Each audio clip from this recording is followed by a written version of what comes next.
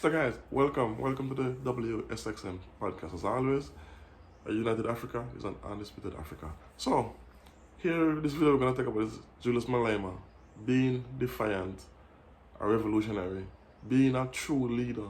These kind of leaders comes not very often. They comes once in a while where they're unapologetically themselves, which they cannot be used, they cannot be bought, they cannot be manipulated, they cannot be blackmailed.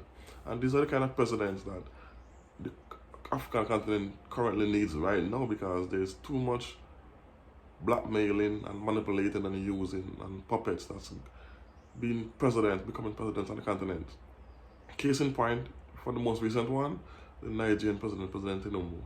He's one of the presidents that's actually aiding the outsiders to come into Africa to hurt our own black brothers and black sisters. So anyway, listen to what Julius Malema is saying in this this interview where he's talking about his court case and the corrupt magistrate and what he's gonna do when he becomes president of South Africa. Which,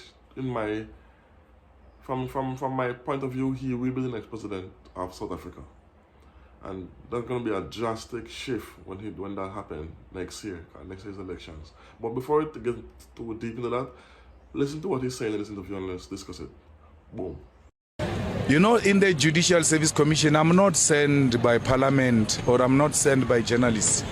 I'm sent by the people, these people. They elect me as a member of Parliament, then they say go and sit in the Judicial Service Commission.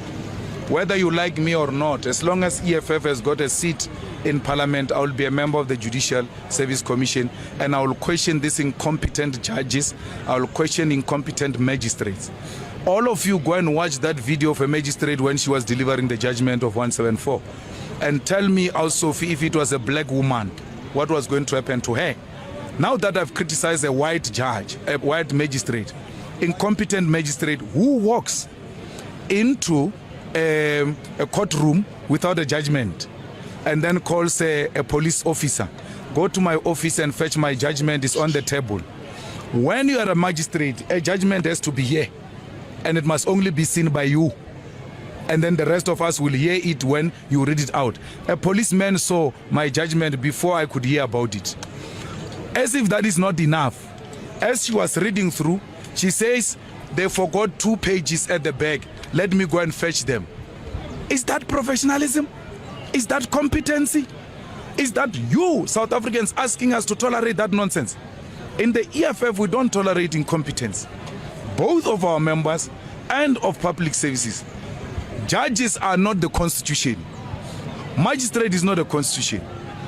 Her too is a subject of the constitution. She must respect the constitution.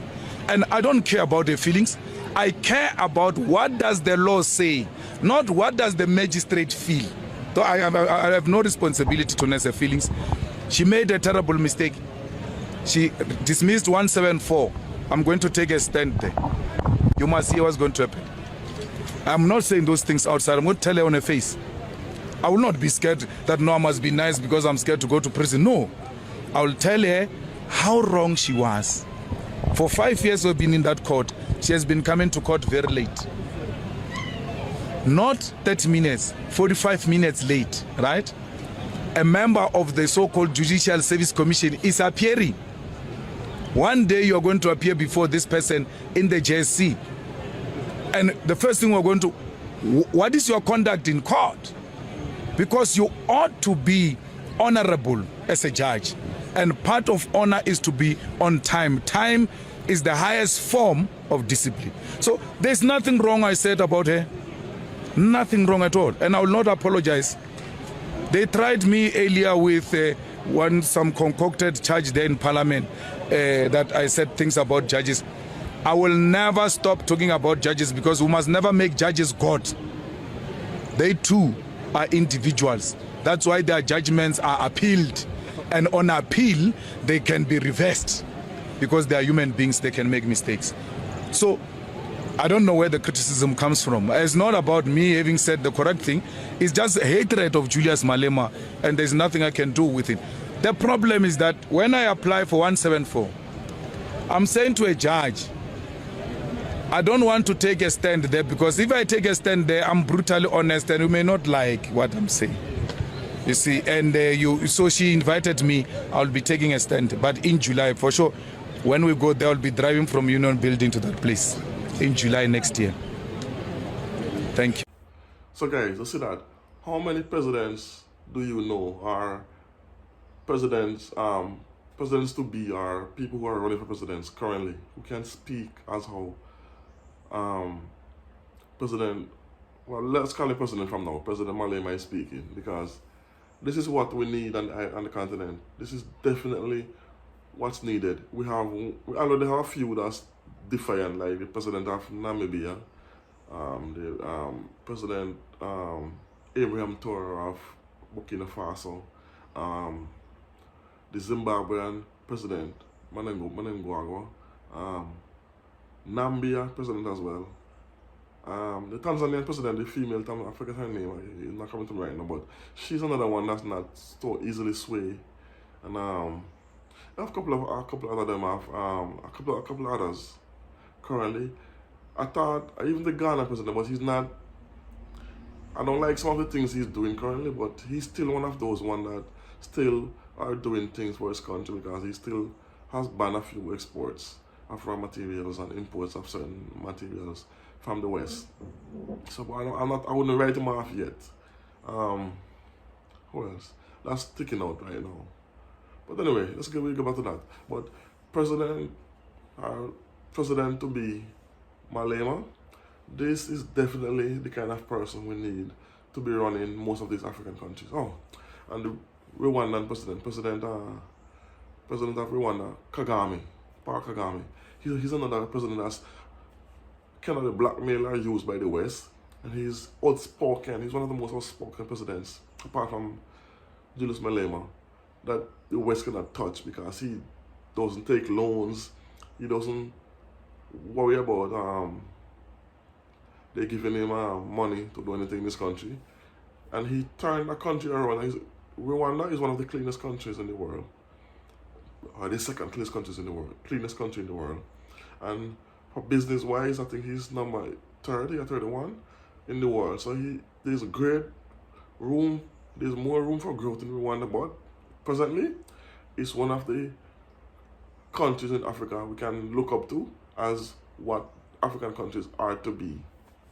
And I think that's where Julius Malema will take South Africa. Because South Africa is currently one of the biggest economy on the continent, because it does take over from Nigeria. So this is gonna be, I'm telling you, the continent is coming on. There are more joint trading going on right now within the continent. That's also lifting the continent up as well. And I'm happy for that, because you have more and more countries are actually trading with each other instead of trading with the West. So anyway, Malema, listen to how he speaks, and listen to what he says about Parliament and how he talks about the judges. So this guy, he fears no one, and this is what gonna make him a great president. So we'll see. And he hasn't made any missteps as far as I can see in the past, in the present. But I'm not gonna say he's gonna be 100% straight on that. He might have a few views that some people won't agree with, but he's wholeheartedly for his African continent, for his countrymen, for black people, and he don't so fancy having whites in where we're not supposed to be, put it that way. He's like anti-white, which again we need, because we need to put our culture, our race, our people first. We're not gonna say we're gonna get to the other races. No, what I'm saying is we have to be put first. So when I need presidents that can acquire that kind of narrative, that because every other country put their citizens first. The Western countries put their countries first in all things. So we have to do the same thing. And President Malema, as well as Abraham Traore of Burkina Faso, he put his citizens first. That's as some of the other cool countries like Niger and Chad, Guinea, and so. But as I said, the continent is coming up. It's coming up. So let me know what you think about this in the comment section if you agree with me on that.